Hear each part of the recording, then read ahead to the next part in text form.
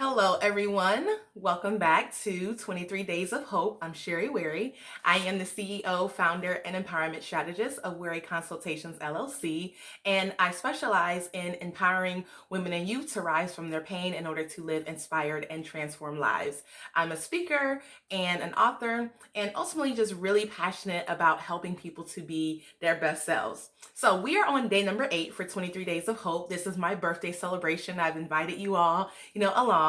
My birthday is April 23rd. And so definitely excited that my birthday is so close and just really thankful just for the blessings that I have and you know, just the experience that I've had just over, the past year and even, the past few years as well. So anyways, I'm excited. Today, I would like to talk about the topic of hope in crisis, and I'm going to share a personal story that I've talked about before, but not just in as much detail. So back in 2016, my dad had to have double bypass heart surgery, and it was a very scary time, just to be completely honest. And the moment that I actually want to share that's related to the topic hope in crisis is the moment that he actually had to have the surgery. So we're at the hospital and he's getting ready to be wheeled off, and I just burst into tears because of the fact that I was so scared that was going to be the last time that I would see my father alive. And so of course, he tried to comfort me, and then I felt bad because here it is. He's the one that actually has to go through the surgery, and now he's trying to comfort me. And so, I pulled it together enough just to stop crying so that they can, go ahead and take him back, and so that he wouldn't be, as worried. I told him I would be okay. And so they took him back and wheeled him off, and I immediately rushed to the bathroom. And for about 30 minutes, I just sat in the bathroom and just bawled my eyes out. I didn't have any hope. I was scared, I was angry, I was hurt, I was frustrated because at that moment I'm like, why? Like, why would this happen now? And not that it's ever a good time to ever lose someone that you love, but it was just one of those things where it just felt unfair. I felt like it was too soon. There were so many things that I wanted to accomplish, that I wanted my dad to see and to be a part of. And for those 30 minutes that I was literally bawling my eyes out, could hardly breathe, things of that nature, just I was in crisis mode. And so I realized after 30 minutes that I had to pull it together, and that because the surgery was going to be several hours long, and it's just like there was no way that I was going to be able to sustain bawling my eyes out and just crying so intensely for the several hours that he was going to be in surgery. And so it's just kind of like, okay, I have to pull it together. And I had to think about just my faith in God and having hope that, what, God knows all. And I know that we all have our time when it will be time for us to transition, from our life, our time here on earth. And so I had to put all of that just in God's hands and say, you know what, God, I'm going to have hope that your will is going to be best, and that whatever happens, that you're going to carry me through this. But I'm also going to have hope that you're going to have grace and mercy on me, on my family, on my father, and just allow this just to not be the end. And so I had to focus on the sovereignty of God. I had to change my focus to desperation and hurt and anger to God's love and his care, and also his wisdom and his plan. And so as I began to change my focus, it helped to settle me. Just to be completely honest, it's not like I then was able to be just kind of like happy-go-lucky and just wait all those hours in the waiting room, to be able to hear the report. But I was a lot more settled, just with pouring out everything to God and just trusting that even in the midst of this crisis, that God was still with me. He still loved me. He was still in control. And that no matter what happens, he has me surrounded in his arms. He has my family surrounded. He has my dad surrounded.